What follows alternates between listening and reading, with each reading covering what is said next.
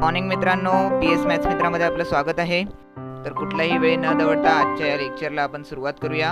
तर आजचा आपला पहिला प्रश्न आहे ओके। तर प्रश्न क्रमांक 68 मध्ये बघा, मत्स्य संग्रहालय सांगितलंय, 8 ठिपकेवाले आणि 13 पट्टेवाले मासे सांगितले आहेत। लक्ष द्या, हा प्रश्न आपण ऑप्शन एलिमिनेट करून काढणार आहोत। ऑप्शन एलिमिनेशनने हा प्रश्न आपण सोडवणार आहोत, ठीक आहे। तर ऑप्शन एलिमिनेट करायला खूप सोपे आहेत, जर का तुम्ही मुख्य प्रश्न पटकन वाचता तर। मुख्य प्रश्न म्हणजे कुठला, तर बघा शेवटी विचारले कमीत कमी संख्या, ठीक आहे, माशांची कमीत कमी संख्या। तर 8 ठिपकेवाले मासे आणि 13 पट्टेवाले मासे सांगितलेत।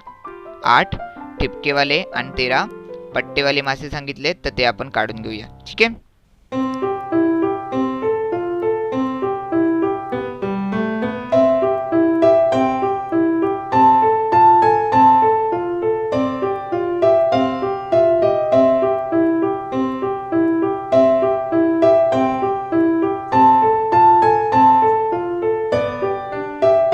तर हे झाले आपले 8 ठिपकेवाले आणि हे झाले आपले 13 पट्टेवाले मासे, ठीक आहे। तर जेव्हा आपल्याला मुख्य प्रश्न दिसतोय की कमीत कमी संख्या सांगायची आहे, कमीत कमी, तर सर्वात कमी संख्या जर कोणती असेल, 8 ठिपकेवाले 13 पट्टेवाले मासे सांगून मत्स्य संग्रहालयात आपल्याला सर्वात कमी संख्या जर माशांची सांगायची झालीच, तर त्याच्यासाठी आपल्याला पट्टेवाले मासे आणि ठिपकेवाले मासे हे एकाच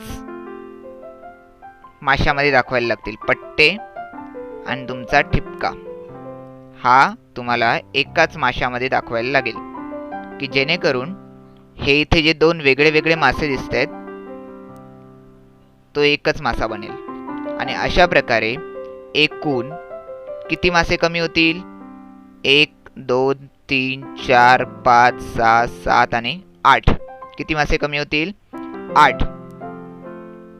8 मासे असे असतील की जे पट्टेवाले पण असतील आणि पट्टेवाले पण असतील आणि ठिपकेवाले पण असतील। आलं का लक्षात?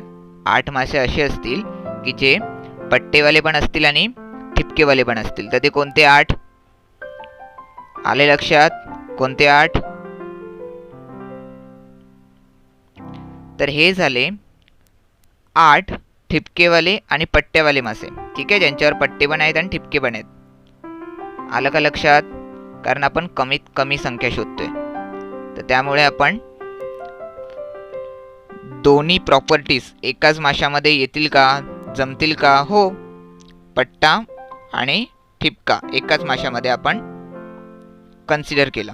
तर हे झाले 8 आणि त्यानंतर हे जे राहिले, किती राहिले पट्टेवाले बघा, किती राहिले, 5, ठीक आहे, किती राहिले, 5।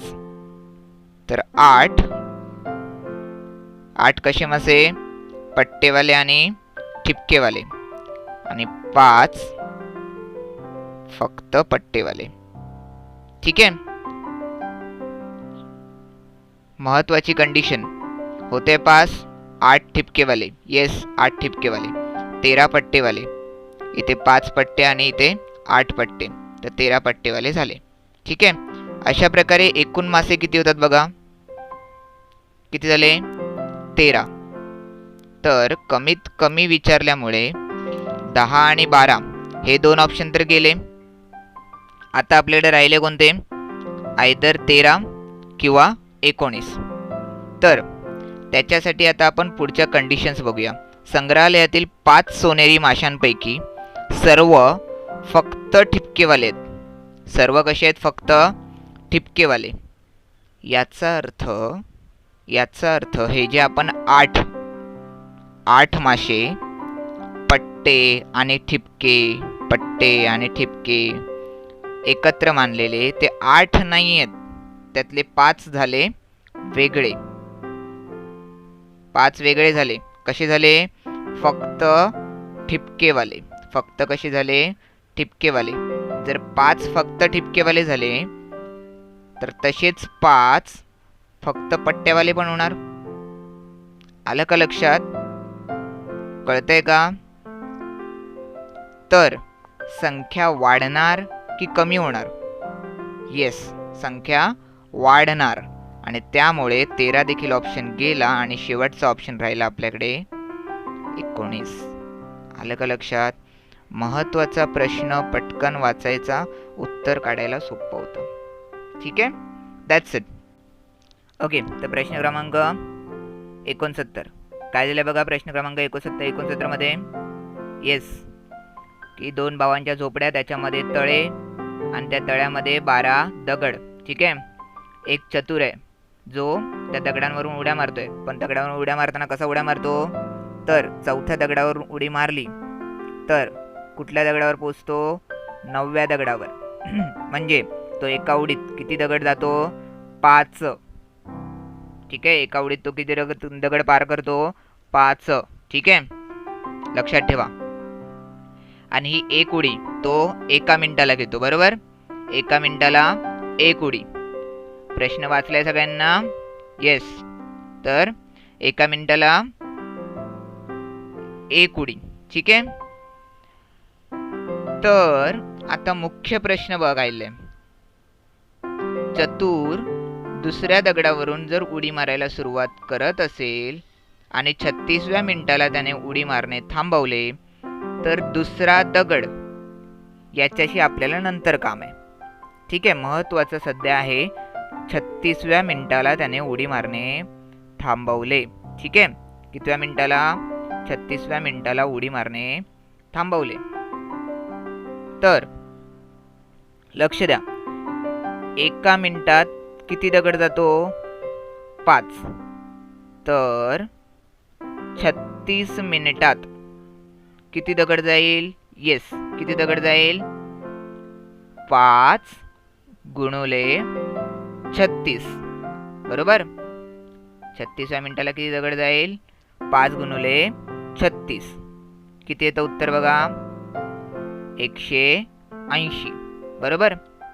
आता मला सांगा 2 झोपड्यांच्या मध्ये किती दगड होते? हे लक्षात ठेवा, 180. ठीक आहे, तर 180 काय आहे? 36व्या मिनिटाला तो किती दगड उड्या मारत जातो? एकूण 180 दगड. आता 2 झोपड्यांच्या मध्ये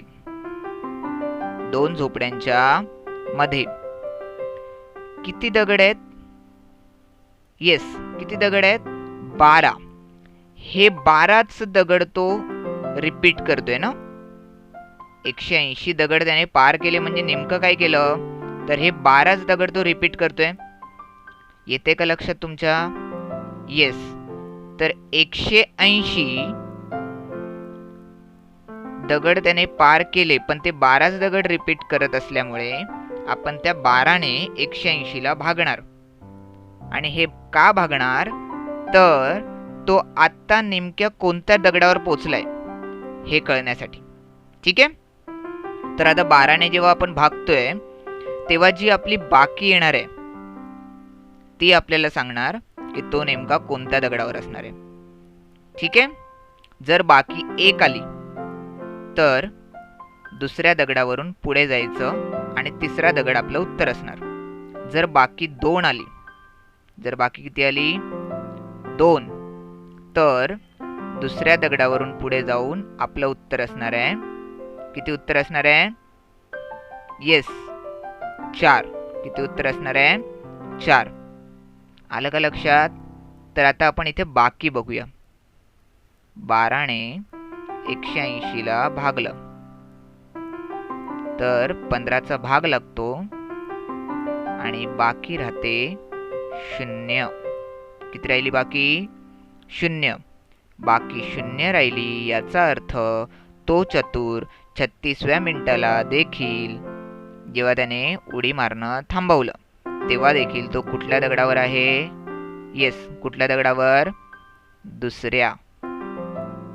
का? कारण बाकी 0 आलं. जसं की मी तुम्हाला सांगितलं, बाकी इथे जो कोणता अंक आला असता तेवढ्या अंकांनी आपण पुढे गेलो असतो.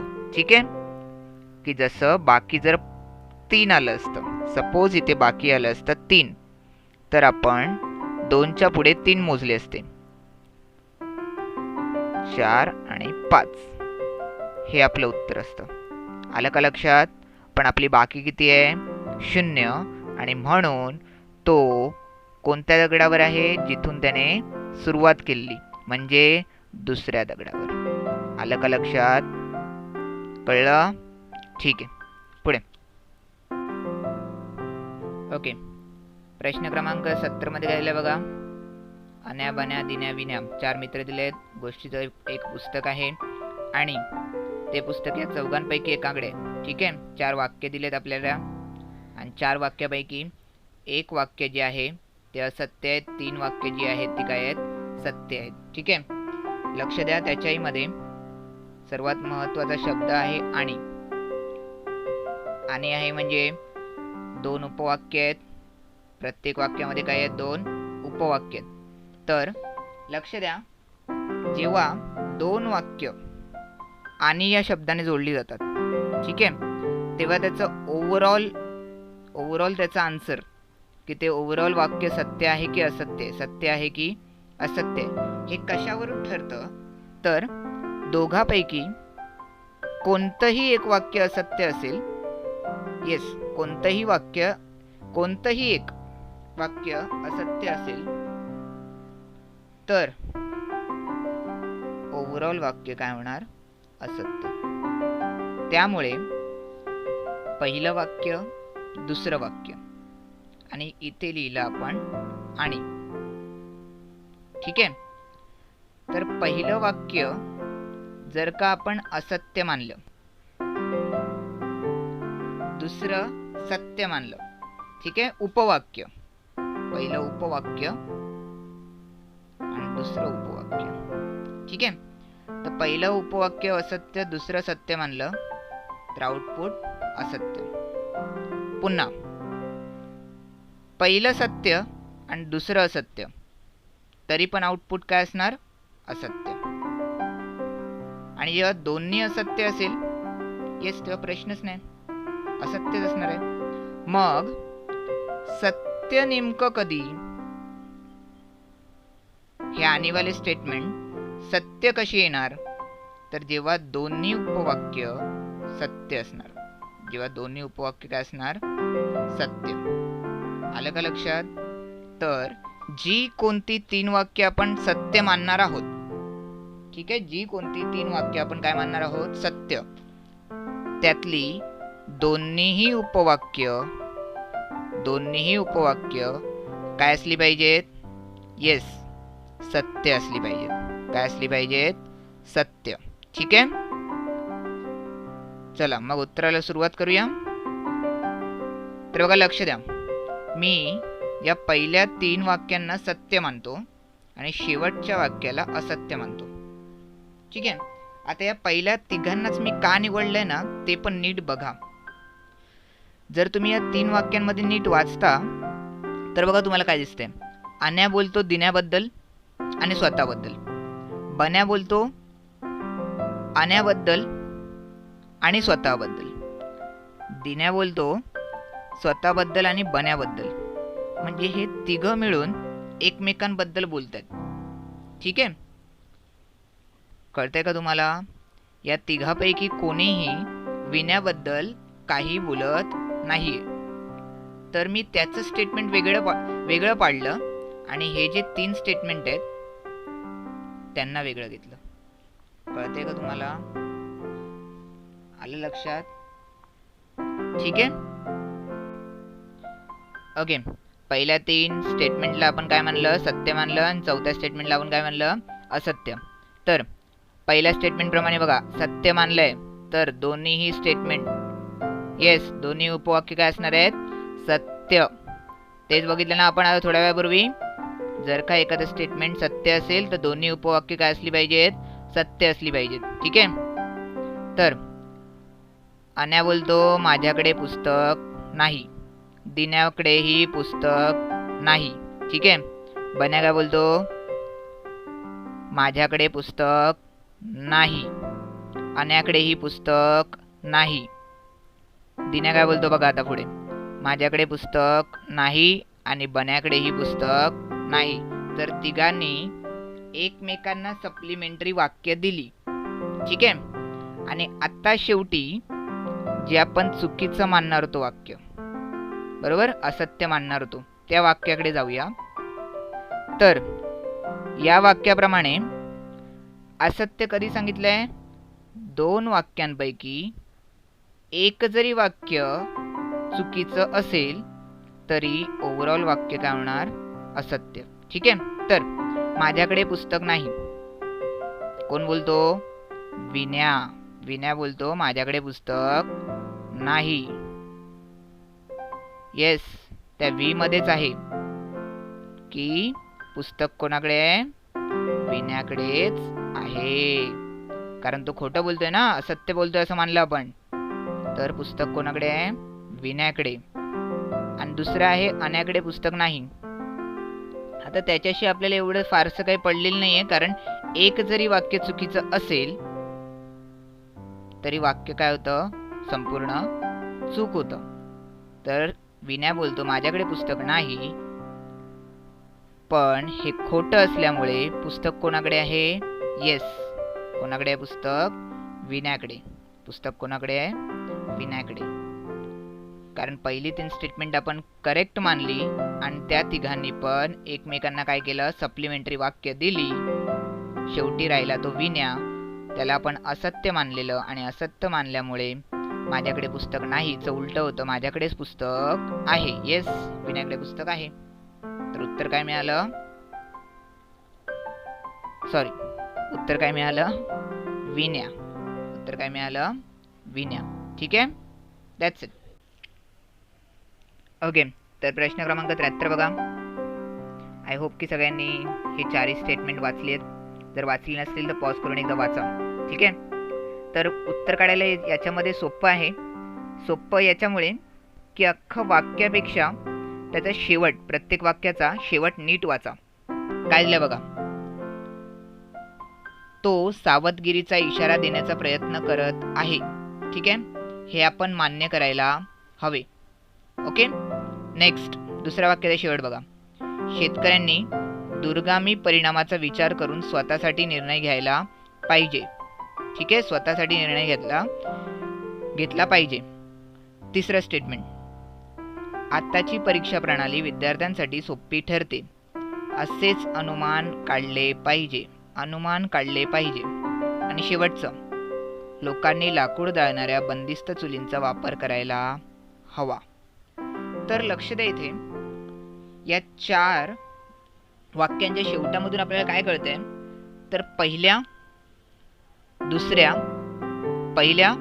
तिसऱ्या आणि चौथ्या वाक्यामध्ये एक स्पेसिफिक असं अनुमान काढलंय. आणि वेअर एज हे जे दुसरं वाक्य आहे, कुठलं? दुसरं, तर या वाक्यामध्ये असं कोणत्याही प्रकारचं अनुमान काढलं नाहीये बघा.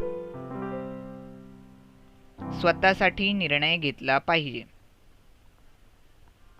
काय म्हटलंय? वाचणाऱ्यावर ठेवलंय की स्वतःसाठी निर्णय घेतला पाहिजे. शेतकऱ्यांनी स्वतःसाठी निर्णय घेतला पाहिजे. पण इतर वाक्यांमध्ये जर तुम्ही नीट बघितलं तर अनुमान काढलेत बघा की आपण मान्य करायला हवे. अनुमान आपण काढले पाहिजे. बंदिस्त चुलींचा वापर करायला हवा. ठीक आहे. इतर 3 वाक्यांमध्ये एक अनुमान काढले आणि ते समोर ठेवले. ब मध्ये सांगितलंय स्वतःसाठी निर्णय घेतला पाहिजे. मग जिथे ब सोबत ब कुठे असेल? ब ची जोडी कोणासोबतही लागत नाहीये. त्यामुळे जिथे जिथे ब आहे ते ऑप्शन जर आपण एलिमिनेट केले, येस, तर आपल्याला आपलं उत्तर मिळालं. काय उत्तर आहे? ओ आणि क. काय उत्तर आहे? ओ आणि क. आलं का लक्षात? ब काय एलिमिनेट केला ते कळलं तुम्हाला? कारण तिथे असं अनुमान असं काही काढलेलं नाहीये स्पेसिफिक. ते समोरच्या वाचणाऱ्यावर, शेतकऱ्यावर सोडलेलं आहे. ठीक आहे, दॅट्स इट. ओके. तर प्रश्न क्रमांक 74 काय दिला? प्रश्न क्रमांक 74 बघा, लक्ष द्या. जयचे मांजर ॲमीच्या मांजरापेक्षा मोठे आहे. खूप सोपा प्रश्न आहे. जयचे मांजर ॲमीच्या मांजरापेक्षा मोठे आहे. जय चे मांजर ॲमीच्या मांजरापेक्षा मोठे आहे. ठीक आहे, ए फॉर ॲमी. पुढे जैनीच्या मांजरापेक्षा आकाराने लहान आहे, परंतु ठीक आहे, जयचे मांजर ॲमीच्या मांजरापेक्षा मोठे आहे, परंतु ते जैनीच्या मांजरापेक्षा आकाराने लहान. तर ही झाली इथे जैनी.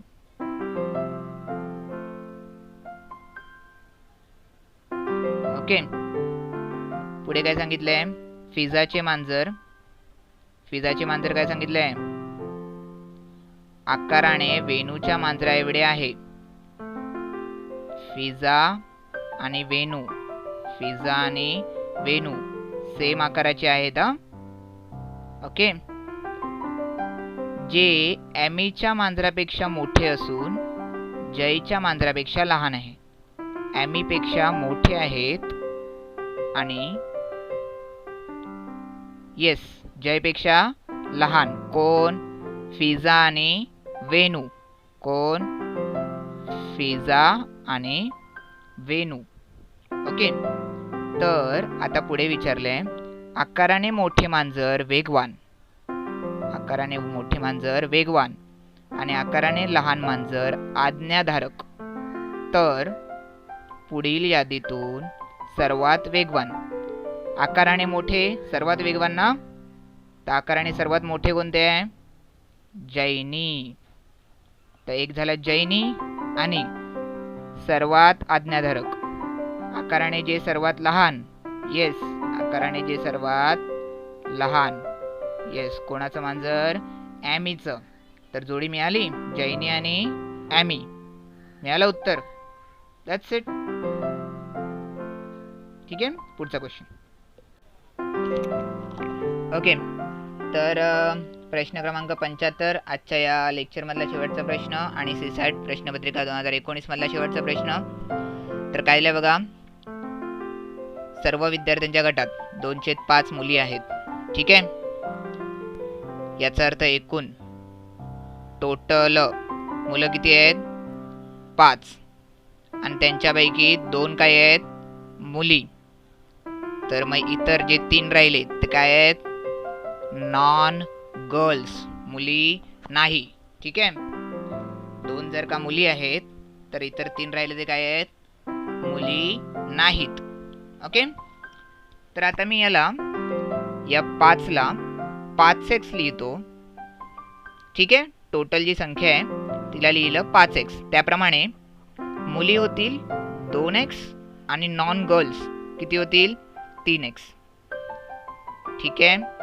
तर त्याच्या पुढे त्यांनी सांगितलंय यातील 203 मुलींनी, ठीक आहे, यातील म्हणजे या 2x पैकी 203 मुलींनी गणितात 90%च्या वरती गुण मिळवलेत. 2x चे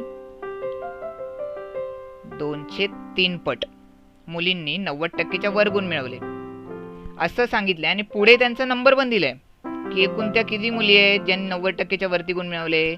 तर त्या 36 मुली आहेत. म्हणजे याचं उत्तर किती आलं पाहिजे? 36. किती आलं पाहिजे? 36. झालं. हे एक अल्जेब्राचं समीकरण, बरोबर, बीजगणितचं एक सिंपलचं समीकरण झालं. याला तुम्ही सोडवू शकता. सोडवलं तर काय मिळेल आपल्याला? एक्सचं उत्तर. बरोबर. बघा एक्सचं उत्तर काय मिळेल याला सोडवलं तर, की याला आपण आता सोडवलं तर एक्स बरोबर मिळेल आपल्याला 36 गुणुले 3 छेद 2 गुणुले 2. कसं आलं? तर हे 2 आणि 2 अंशात होते ते छेदात आले आणि हा 3 छेदात होता तो कुठे गेला? समोर अंशात. ओके. तर आता इथे आपण याला सोडवलं. हे होता 4 4 9 36 आणि या दोघांचं उत्तर येणार 9 त्रिक. येस, बोला 9 त्रिक किती? येस, 27. ओके. हे एक्सचं उत्तर मिळालं आपल्याला. आपल्याला विचारलंय मुली नसलेल्या विद्यार्थ्यांची संख्या किती होती? मुली नसलेल्या विद्यार्थ्यांची संख्या. येस, पुन्हा लिहू. ह्या मुली होत्या. मुली नसलेले किती होते? येस, किती होते? 3x होते. तर मग सिंपली आपल्याला उत्तर काय काढायचंय? 3xचं उत्तर. 3 गुणुले 27 किती येणार उत्तर? 81. बरोबर. काय उत्तर आलं आपलं 81. हे कोणाचं उत्तर आहे? Non girl. कोणाचं उत्तर? नॉन गर्ल, ज्या मुली नाही आहेत. ठीक आहे. 3x म्हणजेच 81. कुठे 81? That's it. बेसिक अल्जेब्रा होता. ठीक आहे. सो इथे आपण आपला पेपर संपवलेला आहे, सीसॅट 2019. असेच पुढे सीसॅटच्या पुढच्या लेक्चरसाठी चॅनलला सबस्क्राईब करा, लाईक करा आणि तुमच्या सगळ्या मैत्रिणींना शेअर करा. ठीक आहे. थँक्यू. आणि काही डाऊट्स असतील तर नक्की विचारा, कमेंट करा. मी नक्की ट्राय करेल तुमच्या डाऊट्सला उत्तर करायला. ओके. थँक्यू.